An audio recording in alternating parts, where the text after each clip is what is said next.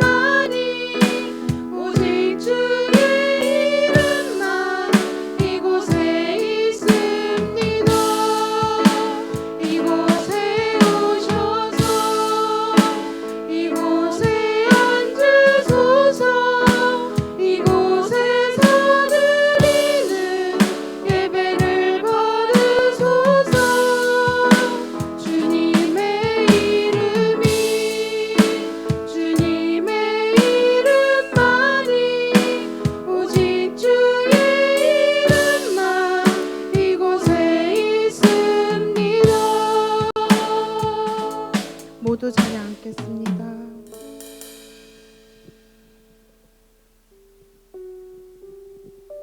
저희 오늘 드리는 이 예배가 믿음을 바탕으로 주님을 기쁘시게 하는 그런 예배의 자리가 되길 간절히 소망하는 마음으로 함께 찬양하길 원합니다.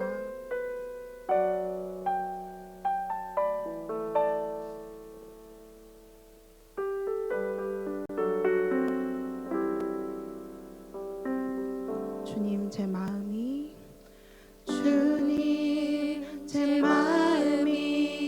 너무 둔해서 주님을 볼 수 없습니다.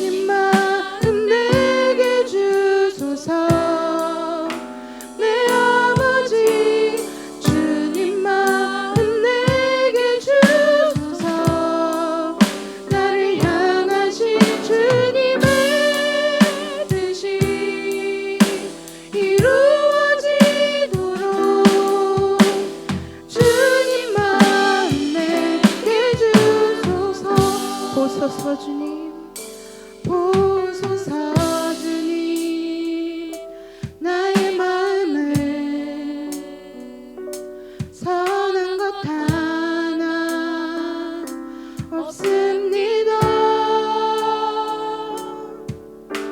그러나 내 모든 것 주께 드립니다. 사랑으로 안으시고 날 새롭게 하소서. 보소서 보소서 주님, 나의 마음을 선한 것 하나 없습니다.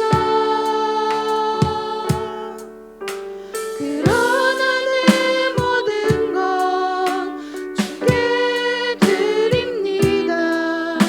사랑으로 안으시고 날 새롭게 하소서.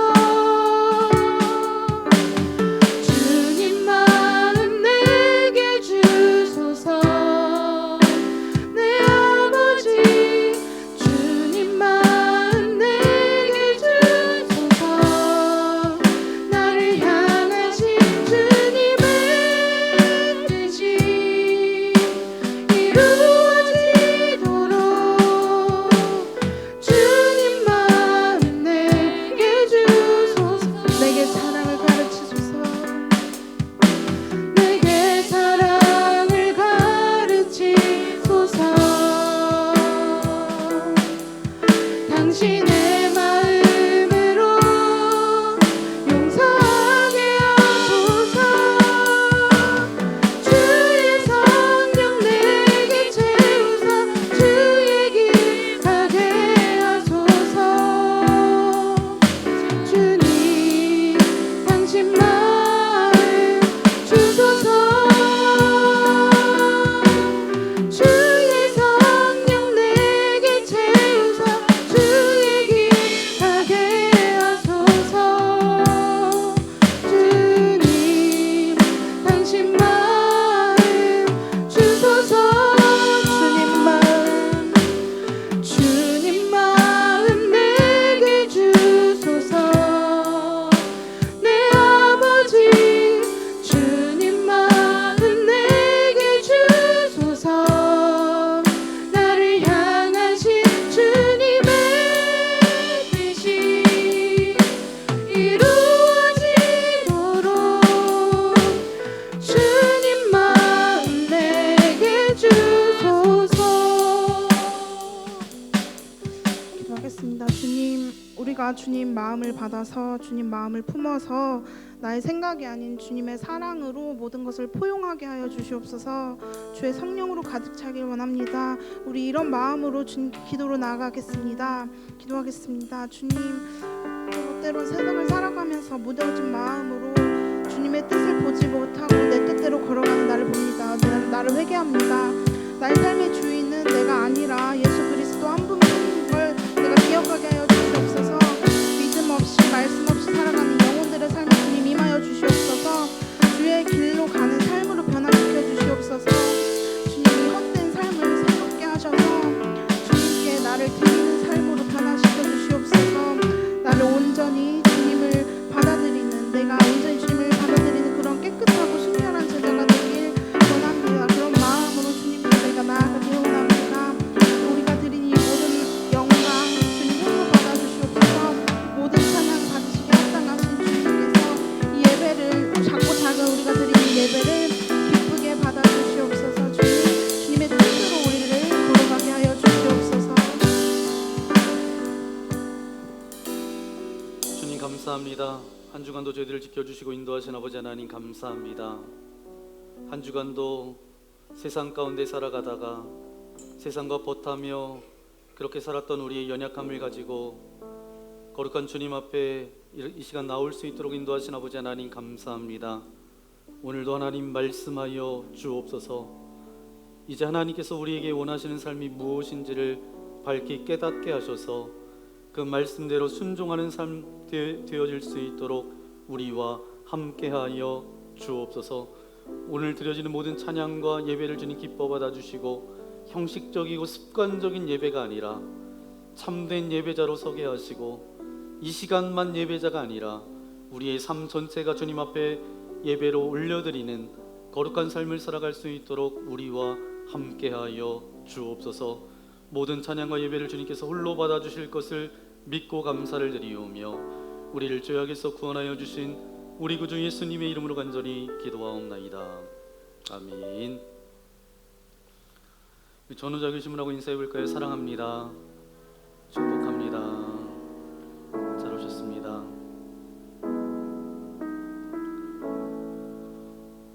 네, 오늘 드려지는 예배가 여러분의 인생 가운데 최고의 예배로 드려지는 이 시간 되어지기를 소망합니다. 우리 청교도들이 아침에 일어나서 이런 고백을 했다고 제가 말씀드렸죠. 주님, 내 인생의 가장 최고의 날은 오지 않았습니다. 오늘 주신 이 날이 하나님께서 내게 주신 최고의 날입니다. 아름다운 날입니다. 그렇게 고백했던 것처럼 오늘 드려지는 우리의 예배가 하나님 앞에 최고의 예배로 드리는 그런 저와 여러분 되어지기를 소망합니다. 그런 마음 담아서 함께 찬양하기 원합니다.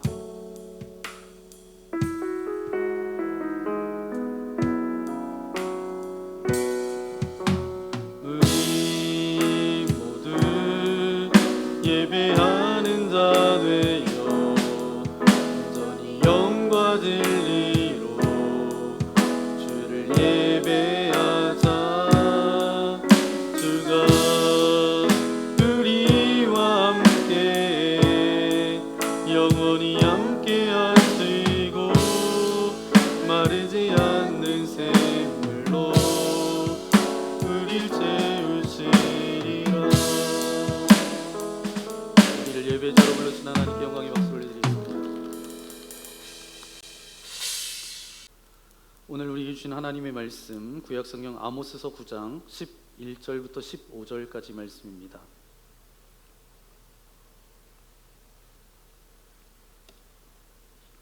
11절은 제가 읽고 12절 여러분, 15절은 한 목소리로 함께 읽도록 하겠습니다. 그날에 내가 다윗의 무너진 장막을 일으키고 그것들의 틈을 막으며 그 허물어진 것을 일으켜서 옛적과 같이 세우고 그들이 에돔의 남은 자와 내 이름으로 일컫는 만국을 기업으로 얻게 하리라. 이 일을 행하시는 여호와의 말씀이니라. 여호와의 말씀이니라. 보라, 날이 이를지라 그때 파종하는 자가 곡식 추수하는 자의 뒤를 이으며 포도를 밟는 자가 씨 뿌리는 자의 뒤를 이으며 산들은 단 포도주를 흘리며 작은 산들은 녹으리라. 내가 내 백성 이스라엘이 사로잡힌 것을 돌이키리니 그들이 황폐한 성읍을 건축하여 거주하며 포도원들을 가꾸고 그 포도주를 마시며 거원들을 만들고 그 열매를 먹으리라. 내가 그들을 그들의 땅에 심으리니 그들이 내가 준 땅에서 다시 뽑히지 아니하리라. 내 하나님 여호와의 말씀이니라. 아멘. 오늘 아모스서 마지막 말씀 여러분과 함께 나눕니다. 16번 그렇게 여러분과 말씀을 나눴는데 4달 동안 그렇게 아모스서 말씀을 나눴습니다. 오늘 마지막 아모스서 9장 1절부터 마지막 15절까지 읽어야 되는데 11절부터 15절까지만 그렇게 읽었습니다. 오늘 말씀을 가지고 하나님의 마음을 품으십시오 라는 제목으로 말씀을 나누겠습니다. 제가 공부 때문에 미국에 갔을 때가 있습니다. 지인을 통해서 어떤 이민교회를 방문하게 됐는데 예배를 마치고 나니까 어떤 집사님이 오셔서 저녁 식사를 초대해 주셨어요. 그분을 하고 이렇게 이야기를 나누다 보니까 목사님 아드님이셨습니다. 그런데 이분이 식사를 하면서 이런저런 이야기를 하다가 자기 아버지가 목사님이신 것이 너무너무 싫었대요. 그래서 사춘기 때 방황도 많이 하고 반항도 많이 했다고 합니다. 근데 그런 기간을 결국은 보냈지만 결국은 이제 하나님 앞에 돌아와서 지금 이제 신앙생활을 잘 하고 있다라고 그 집사님이 이야기를 하셨어요. 그래서 사춘기 때 방황도 하고 반항도 그렇게 했는데 새벽마다 기도해 주셨던 부모님의 기도로 자기가 지금 이렇게 신앙생활하게 되었다고. 그런 이야기를 들으면서 남 이야기처럼 들리지 않더라고요. 그때가 이제 제 딸이 이제 사춘기를 막 시작되는 그런 시점이었던 것 같습니다. 그러니까 저도 이렇게 그냥 예사스러운 말로 들리지가 않잖아요. 그래서 제가 또 물어봤어요. 그럼 집사님, 부모님의 기도가 구체적으로 어떻게 집사님의 삶 가운데 역사하셨나요? 제가 이렇게 물어볼 때는 하나님께서 이렇게 도와주셨습니다. 하나님께서 이렇게 복을 주셨습니다. 이런 대답이 나올 줄 알았는데 그분의 대답은 의외의 대답이었어요. 그분이 대답하기를 부모님의 간절한 기도 덕분에 사춘기 방황할 때, 나쁜 짓 할 때마다 안 걸리고 넘어간 적이 없었다는 거예요. 다른 애들은 그냥 잘도 넘어가는데 자기는 꼭 걸려서 대가를 지불하고 벌을 받고 힘든 시간들을 많이 보내게 됐다는 것입니다. 그때 자기가 생각하면서 왜 나는 이렇게 재수가 없을까, 이런 생각을 했대요. 근데 어느 날 은혜 받고 나니까 이게 전부 다 하나님의 은혜구나. 하나님께서 이 부모님의 기도를 들으셔서 나를 이렇게 인도해 주셨구나, 이렇게 깨닫게 됐다는 거예요. 사실 그 집사님의 부모님이 그렇게 기도하지 않으셨어도 우리 하나님의 속성으로 볼 때 그렇게 하셨을 거예요. 왜냐하면 하나님은 이렇게 표현하기는 좀 그렇지만 좀 어색하지만 정말 집요한 분이십니다. 하나님은 당신의 택하신 사람들에 대해서 절대로 적당히 놔두는 법이 없어요. 될 때까지 끝까지 끝장을 보시는 분이 누구세요? 우리 하나님이십니다. 그러므로 여러분 가운데 하나님과 힘겨루기를 하고 계신 분 계십니까? 아니면 하나님하고 버티겠다 하고 계신 분 계세요? 혹시 하나님이 먼저 포기하시겠지 기대하는 분이 계신가요? 절대로 그런 일은 없습니다. 하나님은 그런 분이 아니세요. 그런 하나님의 모습을 아주 잘 드러나고 있는 것이 오늘 아모스서 마지막 장의 하나님의 모습이에요. 그러면 우리가 하나님의 마음을 품어야 되는데 우리 첫 번째 함께 고백해 볼까요? 하나님은 우리의 죄를 결코 용납하지 않으십니다. 아멘.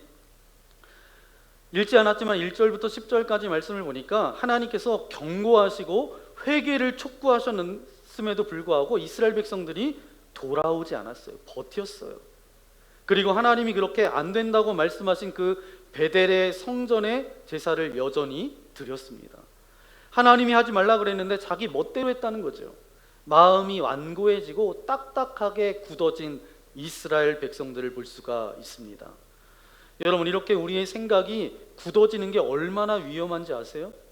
하나님의 경고와 회개의 촉구를 무시하고 그렇게 딱딱하게 굳어진 채 여전히 베델에서 제사를 드리고 있습니다. 그런데 그 자리에 아모스가 있어요. 아모스가 그 자리에 갔습니다. 그리고 그들이 우상 숭배하는 그 모습을 보다가 아모스가 깜짝 놀랍니다. 그들이 그렇게 제사 드리고 있는 그 옆에 누가 계세요? 하나님이 서 계신 거예요. 그러면서 심판의 메시지를 말씀하십니다. 1절이에요. 그 말씀이 함께 읽겠습니다. 내가 보니 주께서 제단 곁에 서서 이르시되 기둥머리를 쳐서 문지방이 움직이게 하며 그것으로 부서져서 우리의 머리에 떨어지게 하라. 내가 그 남은 자를 칼로 죽이리니 그 중에서 한 사람도 도망하지 못하며 그 중에서 한 사람도 피하지 못하리라. 아멘. 정말 끔찍한 말씀입니다. 죄와 악을 향한 절대로 누구도 막을 수 없는 하나님의 진노하심과 노함을 이야기하고 있어요. 특별히 그 가운데 무엇을 강조하고 있냐 하면 죄를 짓고 악을 행하는 자는 절대로 누구도 하나님을 피하여 도망할 수 있다 없다? 도망할 수 없다는 메시지예요. 절대로 도망치거나 피할 수 없다. 꿈도 꾸지 말아라는 말씀입니다. 이런 하나님의 징벌의 선포는 여기서 끝나지 않아요. 우리가 2절 3절 말씀 이어서 읽겠습니다. 그들이 파고 스올로 들어갈지라도 내 손이 거기에서 붙잡아낼 것이요 하늘로 올라갈지라도 내가 거기에서 붙잡아낼 것이며 갈멜산 꼭대기에 숨을지라도 내가 거기에서 찾아낼 것이요 내 눈을 피하여 바다 밑에 숨을지라도 내가 거기에서 뱀을 명령하여 물게 할 것이요. 아멘. 여기서 말씀하고 있는 것은 또 하나의 하나님의 징벌, 그 심판을 피하여 숨을 곳이 있다 없다? 없다. 어디 가서 숨겠어요? 땅을 파고 들어간들, 하늘에 올라간들, 산 꼭대기에 간들, 바다 깊은 곳에 간들 숨겠습니까? 어디 가도 하나님의 진노와 징벌을 피하여 숨을 곳이 없다라는 것입니다. 이것은 우리가 요나 선지자의 이야기와 굉장히 닮았습니다. 하나님께서 요나 선지자를 들어서 어디로 가라고 말씀하셨어요? 니느웨로 가서 내 말을 전해라. 그러는데 욥바라는 항구에 가서 어디로 가요? 요나가 다시스로 갑니다. 하나님을 피하여서 다시스로 도망하다가 바다에 빠지고 물고기 뱃속까지 들어가서는 결국 하나님 앞에 돌아오는 이야기가 요나의 이야기예요. 그런데 이것이 다가 아닙니다. 또 있어요. 4절 말씀 읽어볼까요? 그 원수 앞에 사로잡혀 갈지라도 내가 거기에서 칼을 명령하여 죽이게 할 것이라. 내가 그들에게 주목하여 화를 내리고 복을 내리지 아니하리라 하시니라. 아멘. 이 정도만 되겠지가 없어요. 이 정도에서 끝내시겠지, 그런 생각도 하지 말라는 것입니다. 하나님의 징벌과 심판은 결코 중간에 멈추는 법이 없다는 거예요. 끝까지 간다는 것입니다. 7절 말씀 읽어볼까요? 7절입니다. 여호와의 말씀이니라. 이스라엘 자손들아, 너희는 내게 구수족속 같지 아니하냐. 내가 이스라엘을 애굽 땅에서 블레셋 사람을 갑돌에서 아람 사람을 기르에서 올라오게 하지 아니하였느냐. 아멘. 혹시 우리가 하나님의 백성이니까 하나님께서 적당히 봐주시지 않을까라고 그렇게 기대할 수 있는데, 역시 꿈도 꾸지 말라는 것입니다. 하나님의 심판과 징벌은 결코 타협하는 법이 없다는 거예요. 하나님은 절대로 포기하지 않으십니다. 그런데 여러분, 그렇다고 너무 낙심하거나 여러분 숨막혀 하지 마세요. 하나님을 너무너무 무서워하지 마세요. 왜냐하면 이 하나님의 멈추지 않으심, 이 집요하심은 우리를 징벌하거나 멸망하기 위한 것으로 끝나지 않기 때문이죠. 그렇게 하나님께서 집요하시고 포기하지 않는 것, 궁극적인 목적이 그것이 아니라는 거예요. 하나님의 본마음이 아니세요. 그게 우리에게 중요합니다. 여러분, 인간이 범하고 있는 죄와 악이 인간을 얼마나 무섭고 고통스럽게 또 타락시키고 무너뜨리고 파괴하고 있는지 아십니까?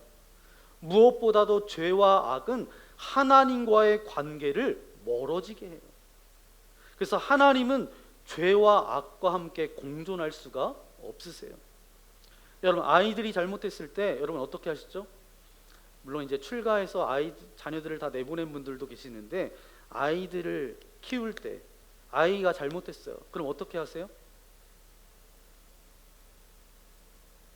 그냥 오냐 오냐, 이것도 오냐 저것도 오냐. 네, 사랑의 매를 듭니다. 네. 그런데 그때 자녀들은 그게 사랑의 매라고 여겨지지는 않을 텐데, 때려서라도 바르게 키우려고 부모님께서 그렇게 사랑의 매를 드시죠. 훈계의 마음과 사랑이 거기에 담겨져 있습니다. 오늘 본문에 하나님께서 그렇게 집요하고 심판하시고 절대 포기하지 않고 끝까지 징벌하신다 할지라도 너는 도망갈 곳이 없고 숨을 곳이 없고 멈추는 법도 없고 봐주지도 않겠다 말씀하고 계시지만, 그렇게 말씀하시는 하나님의 본마음이 뭐냐? 너희들을 죽이거나 멸망시키는 것이 아니라 어떻게 하시려고요? 구원하시고 회복시키기 위해서 그렇게 말씀하시는 거예요. 이게 바로 하나님의 본마음입니다. 그러면 우리가 하나님의 마음을 품어야 되는데, 우리 두 번째 우리 함께 고백해 볼까요?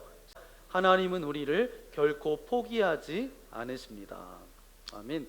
절대로 저와 여러분을 포기하지 않으신다는 거예요. 우리 8절 말씀 함께 읽겠습니다. 보라, 주 여호와의 눈이 범죄한 나라를 주목하노니 내가 그것을 지면에서 멸하리라. 그러나 야곱의 집은 온전히 멸하지는 아니하리라. 여호와의 말씀이니라. 아멘. 내가 그것을 지면에서 멸하리라. 그 말씀하신 다음에 뭐가 나와요? 그러나가 나오잖아요. 아무 조건 없이, 어떤 반전도 없이 그냥 나오는 단어가 뭐예요? 그러나 나오잖아요. 이게 바로 뭐예요?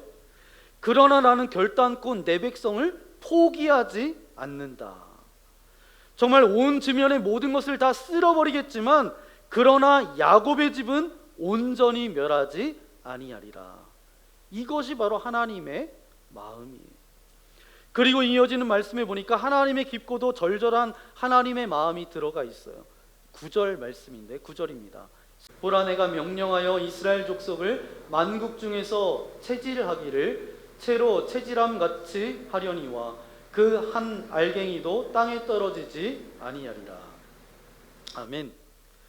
비록 죄와 악을 걸러내기 위해서 채질하듯이 그렇게 연단하시지만 여러분 어떻게 하신다고요? 하나님께서는 우리 가운데 있는 죄와 악과 더러움의 껍질을 벗겨내기 위해서 채질을 하시는 거예요. 채질을 하고 그것을 통해서 연단시키신다고요. 그러면 하나님께서 뭐라고 말씀하시냐면 그렇지만 한 알갱이도 땅에 떨어지지 아니하리라. 단 한 알갱이도 땅에 떨어지지 아니하리라. 비록 죄와 악을 걸러내기 위해서 채질하듯이 그렇게 연단하지만 여러분 단 한 알갱이도 땅에 떨어지지 아니하리라. 이것이 바로 우리 하나님이세요. 이게 바로 하나님의 마음이세요. 여러분 하나님을 인격적으로 만난 분들은 다른 종교를 못 가져요. 못 가요. 그리고 교회에서 상처받았고 여러 가지 이유로 믿음 생활하지 못하는 사람들을 보면 평생 마음의 짐을 가지고 살아갑니다. 하나님을 의지하지도 못하고 세상 다른 종교로 나아가지도 못해요. 왜냐하면 그 진리를 알기 때문이에요. 그래서 하나님은 이런 진리를 잃어버린 사람들은 절대로 포기하지 않으세요. 찢어지는 가슴으로 애타게 왜 그런지 아십니까? 이 하나님의 백성들은 법적으로 결혼한 관계예요. 다른 관계로 이야기하면 우리는 하나님의 뭐예요? 자식, 자녀예요. 자신의 모든 것을 버리고 얻은 자식. 여러분 한 번 낳은 자식 없었던 것처럼 할 수 있어요? 없어요. 차라리 처음부터 없었으면 모르지만 한 번 낳은 자식은 사람이라면 부모라면 잃어버릴 수가 없습니다. 그런데 어떻게 하나님께서 자기의 독생자 예수 그리스도를 주시면서까지 얻었던 그 자식을 어떻게 잊어버리시겠어요? 하나님은 절대로 못 잊겠다는 거예요. 나는 끝까지 너를 포기하지 않아. 너는 내 자식이야. 내가 너를 잃어버릴 줄 알아? 독생자 예수 그리스도까지 다 버리면서 너를 얻었는데 내가 너를 절대로 못 잊는다고 애타게 찾고 계십니다. 이것이 바로 아버지 하나님의 마음이에요. 그럼 우리가 하나님 아버지의 마음을 품어야 되는데 우리 세 번째 함께 고백하겠습니다. 하나님은 우리에게 예배 회복을 간절히 원하십니다. 아멘. 하나님의 자녀들을 향해 가지고 계신 하나님의 꿈이 있어요. 11절 12절 말씀 우리 함께 읽겠습니다. 그날에 내가 다윗의 무너진 장막을 일으키고 그것들의 틈을 막으며 그 허물어진 것을 일으켜서 옛적과 같이 세우고 그들이 에돔의 남은 자와 내 이름으로 일컫는 만국을 기업으로 얻게 하리라. 이 일을 행하시는 여호와의 말씀이니라. 아멘. 다윗의 무너진 장막을 일으키시겠다라는 겁니다. 틈을 메우고 허물어진 것을 일으키고 옛적 것을 다시금 세우겠다라는 거예요. 그러면 이 다윗의 장막은 도대체 무엇을 말씀하고 계시는 건가?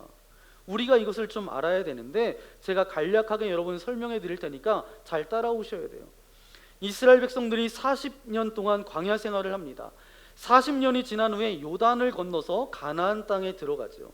40년의 광야 생활 동안에 성막이 이리저리 옮겨 다녔어요. 그런데 가나안 땅에 들어가고 난 다음에 실로라고 하는 곳에 성막이 세워졌고 그 성막에 뭐가 있었냐 하면 법궤를 모셨어요. 그 법궤는 다른 말로 언약궤라고도 말합니다. 여러분 뭔지 아시죠? 그런데 사울 왕이 블레셋과의 전쟁에서 이 법궤를 메고 나갑니다. 마치 부적처럼 이 법궤를 가지고 나가면 전쟁에서 승리할 거라는 어떤 기대감을 가지고 나아갔지만 블레셋과의 전쟁에서 이겨요, 져요? 져요. 그래서 블레셋 사람들이 이 전쟁의 전유물로 이 법궤를 가지고 자신의 땅으로 들어갑니다. 그 법궤가 블레셋 땅에 들어오자마자 자꾸 블레셋에 우환이 끊이지 않고 어려움이 찾아옵니다. 그래서 이 법궤를 이스라엘에다 돌려줘야 되겠다라고 해서 돌려보내는데 그때 돌려받았던 사람이 누구냐? 아비나답이라는 사람이에요. 그래서 한참 동안 이 법궤가 어디 있었냐 하면 아비나답이라는 사람의 집에 있었어요. 그 소식을 전해 들었던 다윗이 듣고는 아비나답의 집에 있던 이 법궤를 예루살렘 다윗성으로 옮겨와야 되겠다 마음을 먹고 이제 사람을 동원해서 이제 그 법궤를 옮겨오려고 합니다.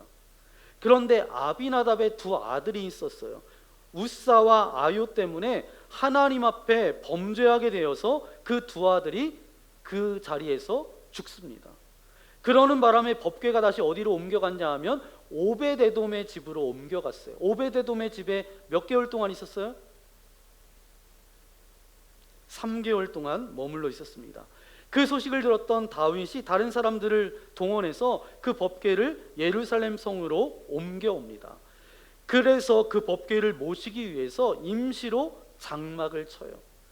성막처럼 격식을 갖추어서 제대로 장막을 친 게 아니라 임시로 장막을 쳐요. 그 임시로 친 장막에 하나님의 법궤를 보관하게 됩니다. 그러니까 오늘 다윗의 장막이라고 하는 것은 임시 예배 처소로 생각하면 돼요. 그런데 저는 이 말씀을 읽으면서 궁금함이 하나 생겼어요.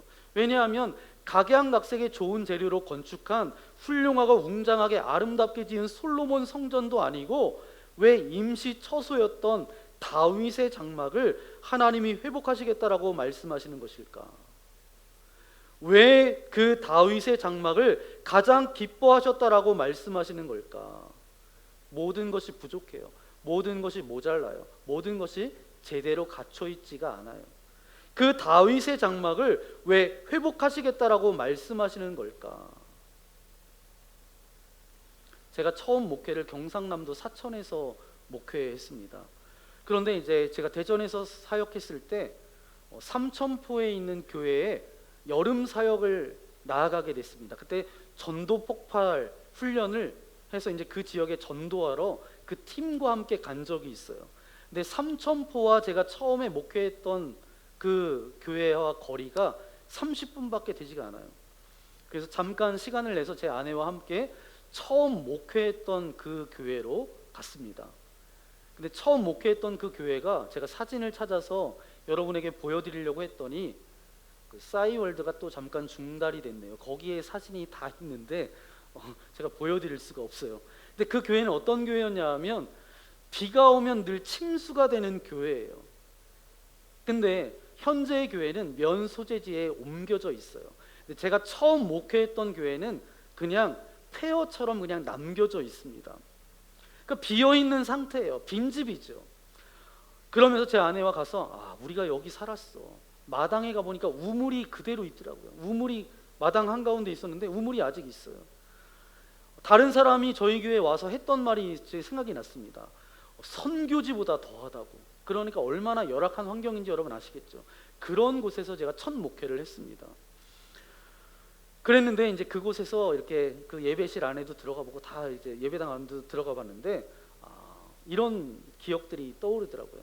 별을 보면서 아내와 함께 찬양했던 그 순간들, 작은 성전에서 무릎 꿇고 하나님 한 분만으로 만족합니다. 그렇게 밤을 새워서 기도했던 그 순간들, 들꽃을 꺾어다가 강대상에 꽂아놓고 그렇게 장식했던 그 기억들, 아무것도 없었지만 기도하면 채워주시는 기적 같은 일들을 경험했던 그 경험들이 새록새록 생각이 나는 거예요. 제가 그때 깨달았어요. 장소와 공간에 그런 의미가 있는 게 아닌 거죠. 그 장소와 그 공간에서 어떤 일이 일어났느냐, 그게 중요한 거예요. 그것을 기억하고 그것을 추억하고 그것을 회상하는 시간을 그렇게 갖게 되었습니다. 마찬가지인 것 같아요.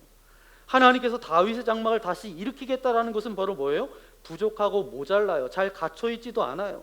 그 건물, 그 장막을 다시 짓겠다라는 얘기가 아니라 그 장막에서 다윗이 하나님을 만나 예배드렸던 그때 그 추억, 그때 그 경험을 다시 회복시키겠다라는 거예요.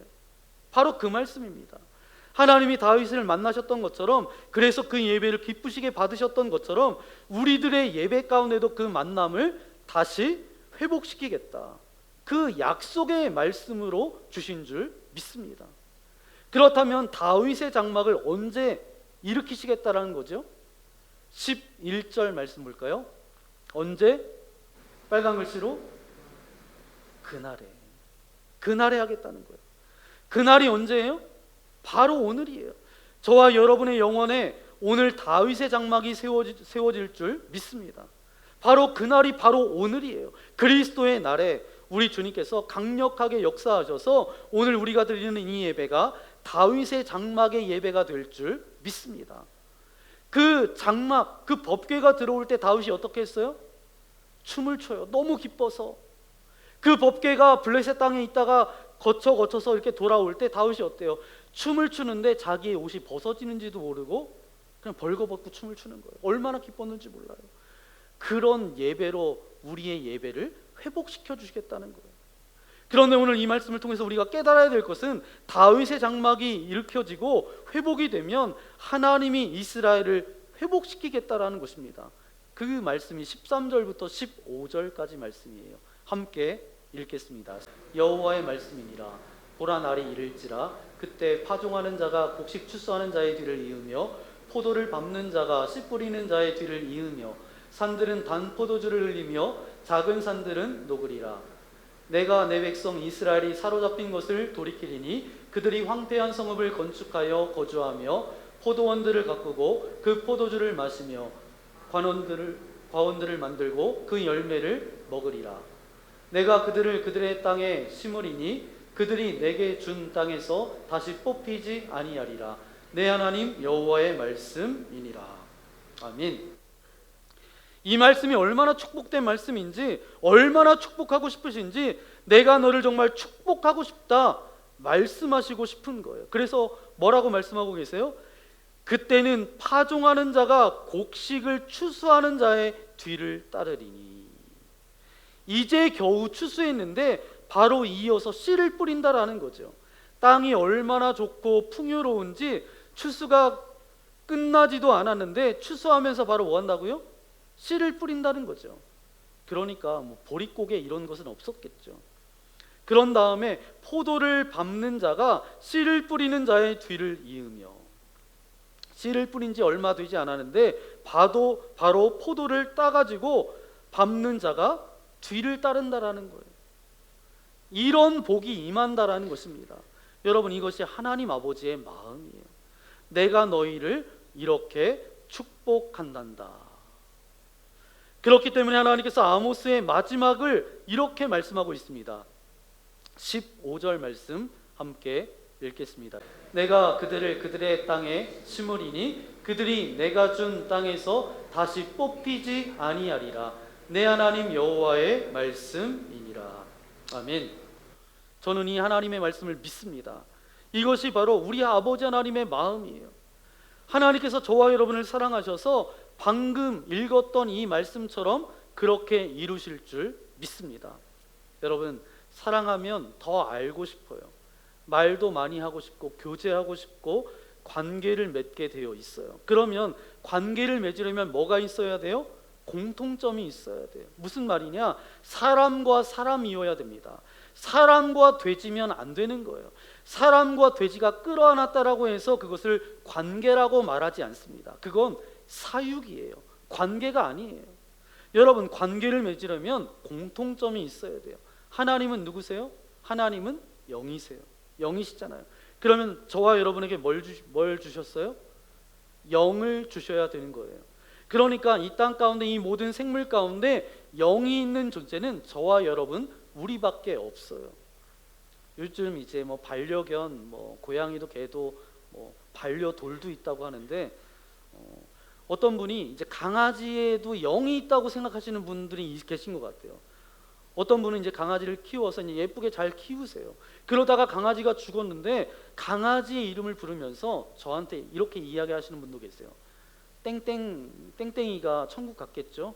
이렇게 말씀하시더라고요. 여러분, 동물은 영이 없습니다.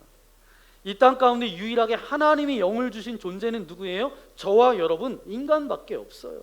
왜냐하면 하나님께서 관계를 맺고 싶으니까. 여러분, 사람이 언제 가장 행복하냐? 여러분, 어떻게 세팅되어 있는 줄 아세요? 성경에 정확히 나와 있는 것처럼 하나님의 영과 우리의 영이 만날 때 가장 행복하게 만들어 놓으셨어요. 그러니까 언제 가장 기쁘세요? 그럼 언제 가장 행복하세요? 은혜 받을 때잖아요. 은혜를 받았다라는 말이 뭐예요? 하나님의 영과 나의 영이 만났다라는 말입니다. 하나님의 영과 나의 영이 만나서 하나님의 영이 내 안에 채워질 때, 그때가 바로 뭐예요? 하나님과의 관계가 충만해지는 거예요. 그리고 그 하나님과의 관계가 뭐죠? 다른 게 아니라 그 관계의 중심을 보면 말씀과 기도예요. 이 말씀과 기도는 뭐죠? 예배입니다. 그러니까 우리 인생의 중심인 하나님과의 관계를 지탱하는 힘이 예배이기 때문에 여러분, 우리의 삶 가운데 예배가 먼저 회복되어야 될 줄 믿습니다. 왜냐하면 예배가 우리의 삶의 중심이기 때문에, 하나님과의 관계의 중심이기 때문에. 그러니까 예배가 흔들리는 건 우리의 예배만 흔들리는 것이 아니라 우리의 삶 전체가 흔들리는 거예요. 그러니까 뭐예요? 우리는 예배로 나아가야 된다는 것입니다. 그리고 여러분, 우리가 말씀과 기도, 이 예배로 나아갈 때 하나님께서 뭐라고 말씀하시나? 이 관계를 설명하실 때 다르게 설명하지 않으세요. 생명과 연관지어서 말씀하세요. 예수님께서 뭐라고 말씀하시냐 하면, 나는 생명의 떡이다. 나를 먹는 자는 배부를 것이고 나를 마시는 자는 너희가 목마르지 않을 거라고. 여러분, 생명과 연관해서 여러분과 저와 하나님과의 관계를 말씀하고 계세요. 왜 그렇게 말씀하시죠? 주님과의 관계는 단순한 문제가 아니라는 거예요. 관계가 있어도 되고 없어도 되는 문제가 아니라는 것입니다. 살고 죽는 문제라는 거예요. 왜냐하면 우리의 영이 살면 사람은 살거든요. 문제가 아무리 크고 걱정되는 일이 있고 아무리 어려운 일이 있다 할지라도 우리는 뭐냐? 영이 살면 살게 돼 있어요. 외부의 자극이 아무리 바뀌고 상황이 아무리 바뀐다 할지라도 하나님이 주시는 내면의 생명이 있으면 여러분, 오늘 우리가 날마다 살게 될 줄 믿습니다. 우리를 바라보고 있는 하나님의 그 포기할 수 없는 마음, 이 하나님의 마음이 얼마나 강하신지 이 아모스 말씀을 끝내면서 다시 한번 강조하고 계십니다. 이것이 여호와의 말씀이니라. 무슨 말이에요? 하나님의 본심이라는 거예요. 나는 너희들을 결코 포기하지 않는다. 난 너희들을 절대로 잃고 싶지 않다. 이 마음이 내 마음이라는 거예요. 이것을 강조하기 위해서 이 말씀을 하고 계세요. 내 삶을 향해서 가지고 있는 하나님의 그 꿈을 여러분 스스로 먼저 품으시기 바랍니다. 하나님께서 내 삶을 향해서 그렇게 아름다운 그림을 그리고 계시는데, 정말 내가 내 삶 가운데 기대가 없다면 그런 인생은 정말 안타까운 인생일 거예요. 하나님의 꿈을 같이 꾸면서 삶의 자리에서 하나님을 신뢰하면서 믿음으로 나아가는 저와 여러분 되기를 소망합니다. 그리고 하나님의 마음을 가지고 우리 주변에 있는 사람들에게 나아가야 돼요. 자녀들에게, 배우자에게, 가족들에게, 주변에 있는 사람들에게, 성도들에게, 온 세상 사람들에게 모두 다 우리가 이 마음을 가지고 나아가는 것입니다. 축복하기를 원하는 마음, 포기하지 아니하는 그 마음. 하나님이 포기하지 않은 사람을 먼저 포기하지 마십시오. 끝까지 사랑하십시오. 이것이 바로 하나님의 사랑입니다. 아모스의 마지막 설교는 이것입니다. 내 마음이 이렇다. 하나님 아버지의 마음, 내 마음이 이렇다. 너희를 향하여 너도 이 마음을 품어라. 이것이 아모스 선지자를 통해서 마지막 우리에게 주시는 메시지입니다. 너희 안에 이 마음을 품으라. 곧 누구의 마음이요? 예수 그리스도의 마음. 하나님께서 저와 여러분을 향하신 그 마음, 그 재앙과 징벌, 우리를 멸망시키고 아프게 하고 힘들게 만들려고 하는 것이 아니라 그것을 통해서 다시금 우리가 회복되어지고 구원받기를 원하시는 그 아버지 하나님의 마음, 그 마음이 저와 여러분의 마음 되어지기를 소망합니다. 그래서 이 아버지 하나님의 마음을 품고, 그 아버지 하나님의 마음을 품고 나아갈 때에 우리가 그 아버지 하나님의 그 자녀로서 이 땅 가운데 참된 믿음의 자녀로 살아가는 저와 여러분 모두가 되시기를 예수님의 이름으로 간절히 축원합니다. 이 시간 함께 기도하기 원합니다. 주님, 감사합니다. 아모스서 말씀을 통해서 우리에게 깨닫게 하신 주님 감사합니다. 하나님은 절대로 우리를 포기하지 않으신다라고 말씀하고 계십니다. 그런데 우리 스스로 우리가 포기하고 혹은 주변 사람들에게 절망하고 삶을 그렇게 살지 못했던 그 모든 것을 주님 앞에 회개합니다. 하나님의 마음을 품고 하나님의 그 꿈을 가슴에 간직하며 살아가게 하여 주옵소서. 그 마음을 선포하는 우리가 되게 하여 주옵소서. 그런 고백을 담아서 이 시간 결단의 기도 드리기 원합니다. 함께 기도하겠습니다. 귀하신 주님 감사합니다.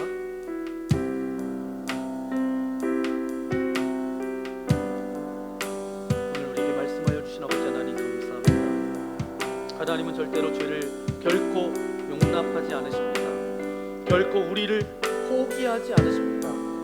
다윗의 장막 아버지 하나님, 그 예배가 다시 한번 회복되어지기를 원하시는 아버지 하나님, 주님 아모스 선지자를 통하여서 북이스라엘 향하여서 제왕과 징벌을 그렇게 선포하고 계시지만 저들을 멸망하게 하기 위해서, 저들을 어렵고 힘들게 하기 위함이 목적이 아니라 하나님의 본 마음은, 내 마음은 이 마음이다. 내가 너희들을 절대로 포기하지 않겠다. 내가 너희를 절대로 버리지 않겠다. 단 한 알의 아버지 하나님 그 알도 떨어지지 않겠다라고 그렇게 말씀하고 계시는데, 주님 그 아버지 하나님의 그 포기하지 않는 그 마음, 그 하나님의 온전하신 마음을 품고 나아갈 수 있도록 아버지 하나님 우리와 함께하여 주옵소서.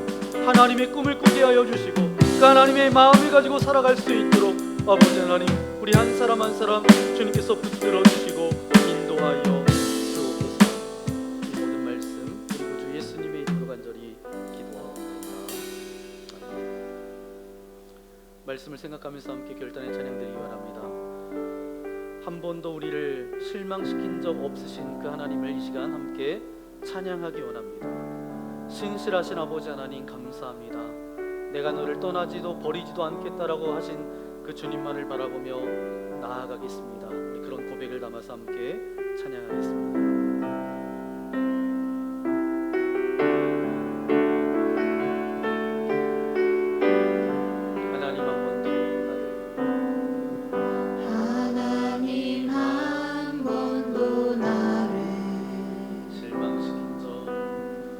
실망시킨 적 없으시고